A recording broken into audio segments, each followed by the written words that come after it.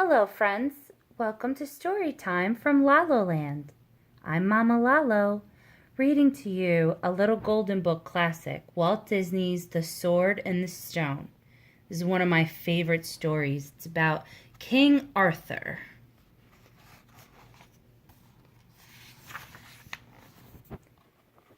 Wart, that's the boy's name, was a lonely page living in the great stone castle of Sir Ector. Nobody called Wart by his proper name, which was Arthur. Everyone just called him Wart.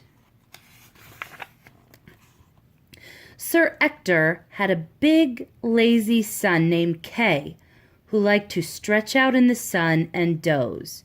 His favorite spot was a grassy bank near the drawbridge. And there he is, snoozing away, while his brother is working.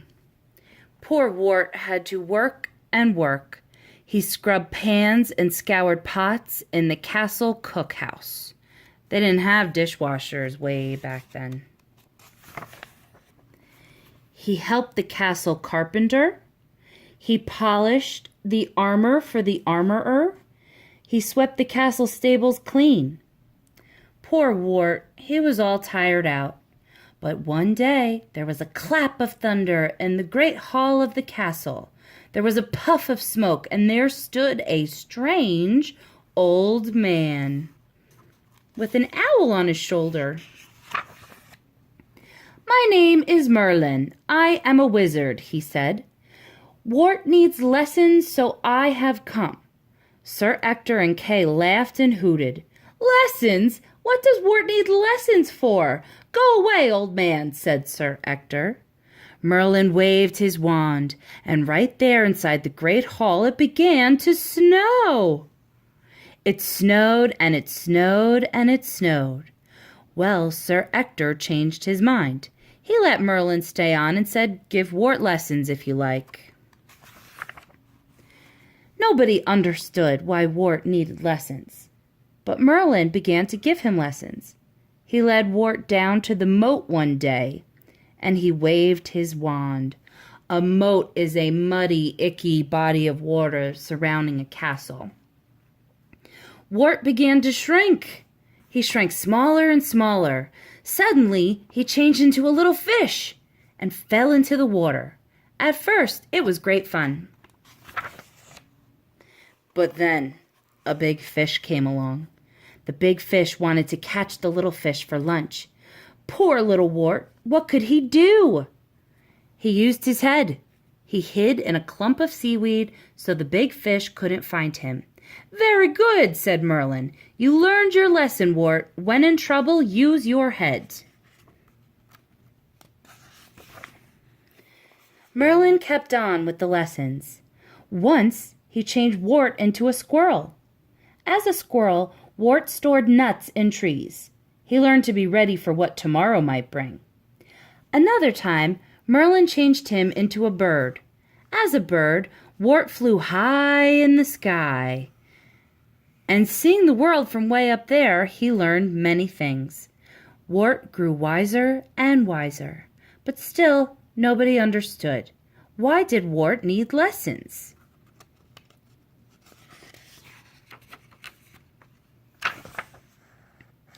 One wintry night, a knight came to the castle. He brought news of a great tournament to be held in London. The winner would be crowned king of all England. "A tournament's the very thing we need to choose an English king," said Sir Ector. He thought that Kay would win, and so they all rode off. Kay sat on a prancing horse. His armor glistened in the sunlight. But Wart was just a lowly squire. That's like an assistant. He rode a plodding donkey all the way to London town. After many days and nights, they came at last to the tournament field. There was a blast of trumpets, and the tilting started. Kay smiled proudly. Soon, with spear and sword, he would fight to win the crown.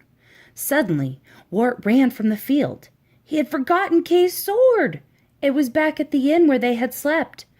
Wart ran as fast as he could, but when he got to the inn, it was closed. Poor Wart! Where could he find a sword? He ran and ran. In a churchyard he saw a marble stone.